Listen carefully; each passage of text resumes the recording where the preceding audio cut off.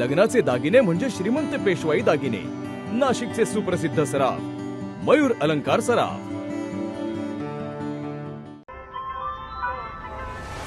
ताज्या बातम्यांसाठी नाशिक न्यूजच्या YouTube चॅनलला सबस्क्राईब करा आणि बेल आयकॉनला प्रेस करा। नाशिकमध्ये आगामी सिंहस्थ कुंभमेळ्यासाठी प्रस्तावित रिंग रोड प्रकल्पावरून शेतकऱ्यांचा संताप उफाळून आलाय। योग्य मोबदला आणि रिंग रोडचा मार्ग बदलावा या मागण्यांसाठी आता शेतकऱ्यांनी आमरण उपोषणाचा पवित्रा घेतलाय।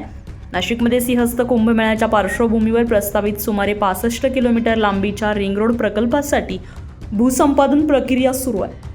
मात्र या भूसंपादनाला अनेक गावांतील शेतकऱ्यांचा तीव्र विरोध कायम आहे। कमी मोबदला मिळत असल्याचा आरोप करत शेतकरी आंदोलन करत आहेत। गेल्या काही दिवसांपासून शेतकऱ्यांचे मोर्चे, आंदोलन आणि बैठका सुरू आहेत। काही दिवसांपूर्वी अधिकारी आणि शेतकरी प्रतिनिधी यांच्यामध्ये बैठक झाली होती, मात्र त्यातून कोणताही समाधानकारक तोडगा निघाला नाही। त्यामुळे आता शेतकऱ्यांनी आंदोलन तीव्र करत आमरण उपोषणाचा मार्ग स्वीकारलाय। छावा क्रांतीवीर सेनेचे संस्थापक अध्यक्ष करण गायकर यांच्या नेतृत्वाखाली बुधवारी 15 जुलैपासून जिल्हाधिकारी कार्यालयासमोर अन्नत्याग उपोषण सुरू करण्यात आलेले आहे। मुख्यमंत्री देवेंद्र फडणवीस यांच्या उपस्थितीत झालेल्या बैठकीत सर्व मागण्यांवर लेखी आदेश मिळेपर्यंत उपोषण मागे घेतलं जाणार नसल्याची भूमिका शेतकरी प्रतिनिधी छावा क्रांतीवीर सेनेचे संस्थापक अध्यक्ष करण गायकर यांनी स्पष्ट केली आहे। बसावा लागलेला आहे। गेल्या अनेक दिवसांपासून जी तुमची मागणी आहे, काय आता याच्यापासून निर्णय झालेला आहे? गेल्या अनेक दिवसांपासून शेतकरी आपल्या 4-5 मागण्यांवरती शासनाकडे पाठपुरावा करताय। या संदर्भात आंदोलनं केली, चर्चा केली, शासनाला वेळोवेळी जाग आणण्याचं काम केलं, परंतु नाशिक जिल्हाधिकारी आयुष प्रसाद हे एकदम बोगस अधिकारी या जिल्ह्याला मिळालेले आहेत। ज्या अधिकाऱ्यानं कायम शेतकऱ्यांची दिशाभूल केली। परवा मुख्यमंत्री देवेंद्र फडणवीस साहेब यांच्याकडे जी बैठक झाली, त्या बैठकीमध्ये आम्हाला सांगण्यात आलं का शेतकऱ्यांच्या दृष्टिकोनातून सकारात्मक निर्णय घेतले। 500 मीटरचा तुमचा जो काही ठंपिंगचा निर्णय होता तो रद्द केला। त्या ठिकाणी उच्चतम खरेदीचा निर्णय घेतला। शेजारच्या गावात जर त्या गावात खरेदी झाली नसेल तर शेजारच्या गावची खरेदी ग्राह्य धरण्यात यावी। त्याचबरोबर अलाइनमेंट बदलाचे संकेत देवेंद्र फडणवीसांनी दिले की जिथे समांतर राष्ट्रीय महामार्ग, राज्य महामार्ग जात असेल त्या ठिकाणी समांतर हा हायवे नेऊ नका। तरी पण जिल्हाधिकाऱ्यांनी बैठक घेऊन त्या ठिकाणी सांगितलं की याच्यामध्ये कुठले अलाइनमेंट बदलणार नाही, कुठले रेट वाढणार नाही। याचा अर्थ हे जिल्हाधिकारी आयुष प्रसाद मुख्यमंत्र्यांपेक्षा मोठे समजतात स्वतःला, आणि म्हणून गिरीश महाजन असतील, नामदार सामंत साहेब असतील, यांनी सुद्धा वारंवार आम्हाला बैठकीचं आश्वासन दिलं। गिरीश भाऊंनी तर 3 वेळा आश्वासन दिलं, 3 वेळा मुंबईला जाण्यापासून थांबवलं, परंतु आमची कुठेही बैठक झाली नाही। यांनी परस्पर शासनाची बैठक केली, मग त्या बैठकीला शासना असताना शेतकरी प्रतिनिधी का बोलवले गेले नाही? हा सगळा गौडबंगाल आहे। जोपर्यंत आमच्या 4-5 मागण्या मान्य होत नाही तोपर्यंत हे आमरण उपोषण संपणार नाही।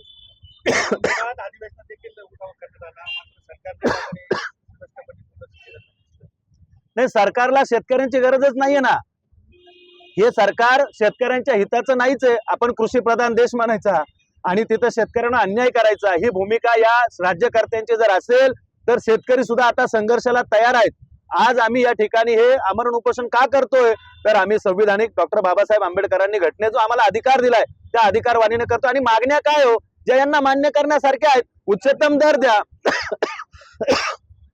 अलाइनमेंट ज्या ठिकाणी चुकीची झाली तिची बदला। त्या अलाइनमेंटच्या माध्यमातून तुम्ही बघा, अनेक बिल्डर असतील, उद्योजक असतील, राजकीय मोठे नेते असतील, यांच्या भवितव्यासाठी, यांच्या जमिनी फ्रंटला आणण्यासाठी, यांना फायदा होण्यासाठी ही जर अलाइनमेंट नेली जात असेल, अहो तुम्ही कुंभमेळ्याच्या नावाने म्हणतात का विकास करायचा आहे? अरे हे 1.5 महिन्यासाठी, 2 महिन्यासाठी येणाऱ्या तुम्ही साधू संतांसाठी जर या ठिकाणी आयुष्यभराची जपलेली आई जर तुम्ही बर्बाद करणार असाल, याला कोणता विकास मानणार आहे? कुंभमेळ्याला आमचा विरोध नाहीये, जरूर कुंभमेळा व्हावा, पण तो शेतकरी हित प्राधान्य ठेवून त्या ठिकाणी शासनाने निर्णय घ्यावा। जोपर्यंत राज्याचे मुख्यमंत्री शेतकरी शिष्टमंडळ चर्चा करणार नाही, लेखी या सगळ्या मागण्या मान्य करणार नाही, तोपर्यंत हे उपोषण थांबणार नाही।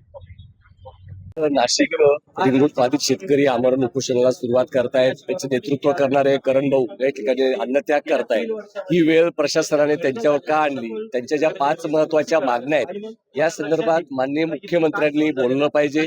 जी खरी माहिती आहे, ज्या पद्धतीने अलाइनमेंट बदलण्याचा जो सूचना केली ती मान्य केली पाहिजे। पूर्णांक 2 ने त्यांना भाव दिला पाहिजे।